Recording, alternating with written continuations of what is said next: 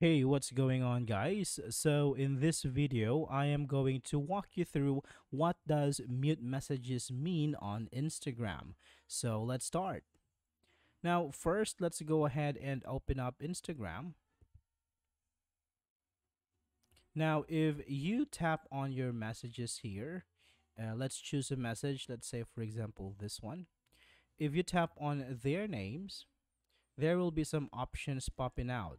Now, Now here we have mute messages. So what does it do is you are going so here we have mute messages.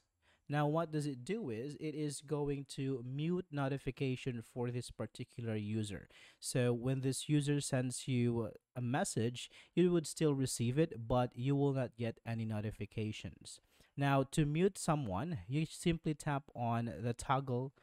Now, to mute someone, you simply turn on the toggle switch and choose how long you want this contact to be muted for.